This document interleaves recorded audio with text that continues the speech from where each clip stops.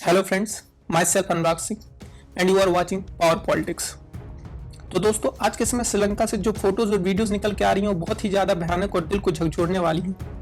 यह सब देखते हुए हाल ही में श्रीलंकन राष्ट्रपति ने वहां पे फिर से इमरजेंसी की घोषणा कर दी, जिसके बाद भी वहां के हालात में कुछ सुधार नहीं आ रहा था।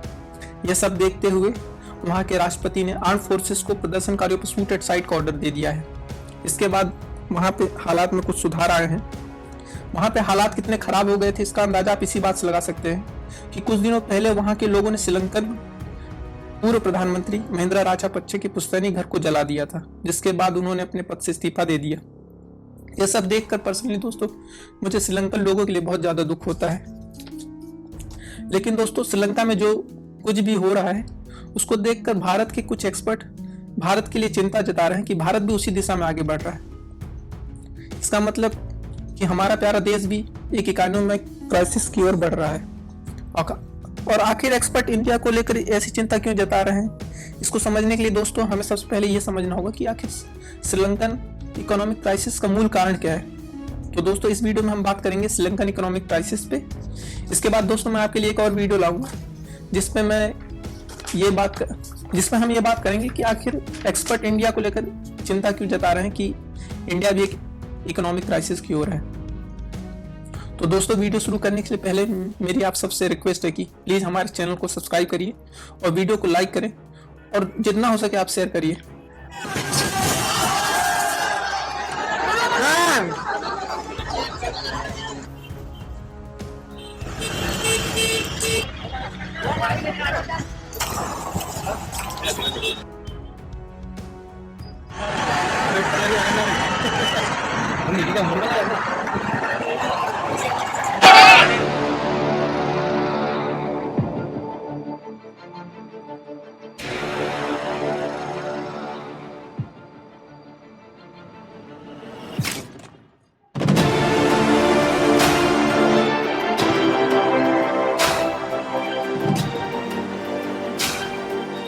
दोस्तों, श्रीलंका में हालत इतनी ज़्यादा खराब हो गई है, इस बात का अंदाजा आप इसी बात से लगा सकते हैं कि जो वहाँ के पूर्व प्रधानमंत्री महिंद्रा राजापक्षे थे उनको देश में ही कहीं सीक्रेट प्लेस पे जाके छुपना पड़ा है।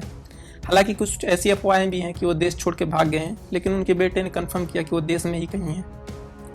अब हमारा मेन सवाल उठता है कि आखिर श्रीलंका की हालत इतनी ज़्यादा खराब कैसे हो गई। तो इसका कोई फिक्स एक कारण नहीं है, इसके मल्टीपल कारण हैं, जैसे कि फॉरेक्स रिजर्व में कमी होना और गवर्नमेंट की खराब इकोनॉमिक पॉलिसी, जिसका असर अब दिखाई देने लगा है। तो सबसे पहले हम बात करते हैं कि आखिर फॉरेक्स रिजर्व में कमी क्यों आ रही है श्रीलंका में। उसके बाद हम गवर्नमेंट की खराब इकोनॉमिक पॉलिसीज पे बात करेंगे। तो दोस्तों, श्रीलंका में कोई खास इंडस्ट्री तो है नहीं, जिसका नतीजा यह हुआ कि ये अपनी हर जरूरत की वस्तुओं के लिए इंपोर्ट पर निर्भर है, जैसे कि fuel, food, paper, sugar, pulses, medication से लेकर ट्रांसपोर्टेशन इक्विपमेंट तक शामिल है। अब जबकि देश में विदेशी मुद्रा की कमी हो गई है, तो ये देश अपनी ज़रूरत की वस्तुओं का इंपोर्ट नहीं कर पा रहा है। इंपोर्ट पर श्रीलंका कितना ज़्यादा निर्भर है इसका अंदाजा आप इसी बात से लगा सकते हैं कि प्रिंटिंग पेपर की कमी होने के कारण गवर्नमेंट ने लाखों बच्चों के एग्जाम पोस्टपोन कर दिया है। अब आप लोग सोच रहे होंगे कि आखिर श्रीलंका में विदेशी मुद्रा आता कहाँ से, तो इसका सिंपल आंसर है टूरिज्म। हालांकि कुछ मात्रा में फॉरेस्ट रिजर्व इनकी एग्रीकल्चर एक्सपोर्ट्स भी आ जाते थे, जैसे कि आप श्रीलंकन टी के बारे में सुना होगा। तो आप लोग दोस्तों बिलीव नहीं करेंगे कि श्रीलंका की जो टोटल जीडीपी है उसमें टूरिज्म का कंट्रीब्यूशन 10% है। बाय द वे, श्रीलंका की जो टोटल जीडीपी है 81 बिलियन यूएस डॉलर के आसपास है, और जिसमें उसका कर्ज 50 बिलियन यूएस डॉलर के आसपास है, थैंक्स टू चाइना। और दोस्तों, कोरोना महामारी आने के कारण इनकी टूरिज्म इंडस्ट्री को बहुत ही ज़्यादा गहरा झटका लगा है। लास्ट 2 साल में लगभग ना के बराबर टूरिस्ट श्रीलंका को विजिट किए हैं। इसके पहले दोस्तों 2019 में काफ़ी आतंकी हमले हुए थे श्रीलंका में, जिसके कारण भी टूरिज्म इंडस्ट्री को इनको झटका लगा था। अब इसके कारण हुआ ये कि जो फॉरेक्स रिजर्व दोस्तों 2019 में 7.5 बिलियन यूएस डॉलर के आसपास था, वो घट के जुलाई 2021 तक मात्र 2.8 बिलियन यूएस डॉलर के आसपास रह गया।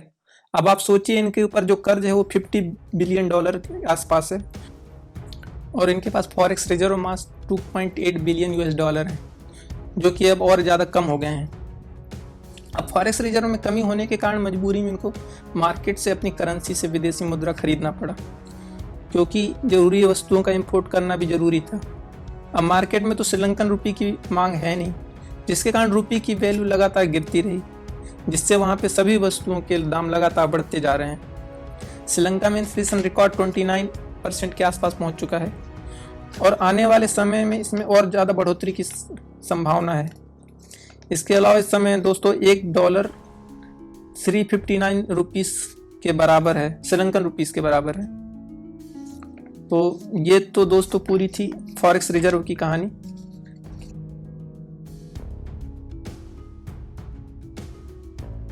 अब दोस्तों हम लोग बात करेंगे श्रीलंकन गवर्नमेंट की बैड इकोनॉमिक पॉलिसीज की। जैसा कि दोस्तों हमारे देश में होता है कि जब भी किसी पार्टी को चुनाव जीतना होता है, खैर आजकल तो ये ट्रेंड हो गया है कि वह मुफ्त की योजनाओं की झड़ी लगा देता है। जैसे कि आपने हाल ही की विधानसभा चुनाव में देखा होगा, फ्री बिजली, फ्री पानी, फ्री राशन, सेम के श्रीलंका में भी है। वहाँ तो वहाँ की गवर्नमेंट एक कदम आगे बढ़कर 2019 में भी टैक्स में कटौती कर दी, जिससे हुआ ये कि 2019 से अब तक Sri Lankan government lost around 10 lakh tax payers. अब आमदनी 98, खर्चा रुपया, मतलब गवर्नमेंट का खर्च तो बढ़ता गया लेकिन आमदनी घट गई, जिसके कारण श्रीलंका को हायर इंटरेस्ट रेट पे लोन लेना पड़ा। अब रिपेमेंट नहीं कर पा रहे हैं। अब इसके बाद श्रीलंकन गवर्नमेंट को भूत सवार हुआ कि यह श्रीलंका को विश्व का पहला 100% ऑर्गेनिक फार्मिंग कंट्री बनाने का, जिसके चलते गवर्नमेंट ने केमिकल फर्टिलाइजर पर बैन लगा दिया, जिसके कारण ऑर्गेनिक फर्टिलाइजर की मांग बहुत ज़्यादा बढ़ गई। लेकिन देश में ऑर्गेनिक फर्टिलाइजर पर्याप्त मात्रा में न होने के कारण एग्रीकल्चर आउटपुट पे पड़ा और देश में अनाज की कमी हो गई। और जो ये अपने चाय का एक्सपोर्ट करते थे थोड़ा बहुत, उसमें भी काफ़ी कमी आई। इतनी स्थिति खराब होने के बावजूद भी वहाँ की गवर्नमेंट अभी भी श्रीलंका को 100% ऑर्गेनिक फार्मिंग कंट्री बनाने की जिद पकड़ के बैठी है। हालांकि लॉन्ग टर्म में श्रीलंका के लिए बेनिफिशियल होगा, लेकिन इसके बारे में दोस्तों आप क्या सोचते हैं? आप मुझे कमेंट करके बता सकते हैं कि उनको ऑर्गेनिक फर्टिलाइजर्स पे ही देश को आगे बढ़ना चाहिए या फिर केमिकल फर्टिलाइजर को अभी के लिए अलाउ कर देना चाहिए और ग्रेजुअली ऑर्गेनिक फार्मिंग की ओर बढ़ना चाहिए।